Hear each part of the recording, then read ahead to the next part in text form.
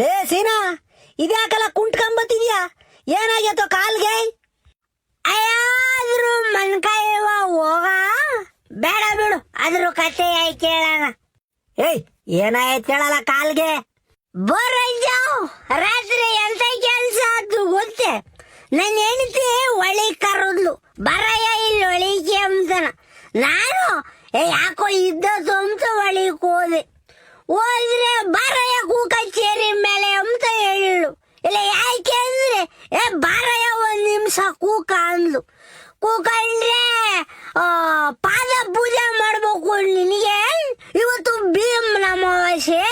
ಪಾದ ಪೂಜೆ ಮಾಡ್ಬಿಟ್ರೆ ನಾನು ದೀರ್ಘ ಸುಮಂಗಲಿಯಾಗಿ ಬದುಕ್ತೀನಿ, ನೀನು ಚೆನ್ನಾಗಿರ್ತೀಯ, ಆರೋಗ್ಯ ಭಾಗ್ಯವು ಬರ್ತೈತಿ ನಮಗೆ ಅಂತ ಅಂದ್ಲು.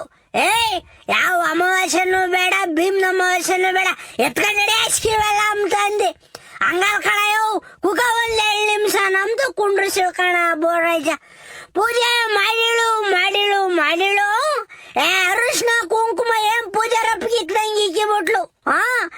ಹೂವ ಗೀವ ಎಲ್ಲ ಹಾಕಿ ಇನ್ನೇನು ಮಂಗಳಾರತಿ ಮಾಡಬೇಕು. ಮಂಗಳಾರತಿ ಟೆಟನೆ ಕಾಲಿ ಮ್ಯಾಕ ಹಾಕಿ ಬಿಡನೆ. ಈಗ ಬೋರಜ್ಜ ಕಾಲೆಲ್ಲ ಸುಟ್ಟೋಗಿ ಬಿಡ್ತು. ಭೀಮ್ ಅಮಾವಾಸ್ಯೆ ಮಾಡಕ್ ಹೋಗ್ಬಿಟ್ಟು ಸೀನಪ್ಪನ ಅಮಾವಾಸ್ಯೆ ಆಗ ಹೋಗ್ಬಿಡ್ತು.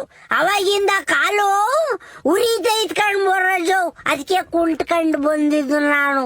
ಓಹೋ, ಹಂಗಾರೆ ರಾತ್ರಿ ಸರಿಯಾಗಿ ಕಣಪ್ಪ ನಿನಗೆ ಪೂಜೆ. ಅಲ್ಲ ಕಣ್ಲ ಸೀನಾ, ಅದ್ ಯಾತನ ಒಂದಿಟ್ಟು ಆಯಿನ್ಮೆಂಟ್ ಹಚ್ಕೊಂಬತ್ತಾನೆ ಕಾಲ್ಗೆ.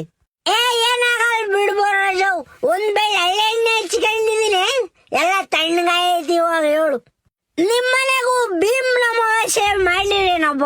ನಿಮ್ ಹೆಂಗಸ್ರೆಲ್ಲ ಕಾಲಿಗೆ ಬಿದ್ದು ಪೂಜೆ ಮಾಡಿರೋ? ಯಾರ ಮನೆಗೂ ಭೀಮ್ ಅಮಾವಾಸ್ಯೆ ಮಾಡಿದೀರ? ಎಲ್ಲಾರು ಕಮೆಂಟ್ ಮಾಡ್ರಪ್ಪ.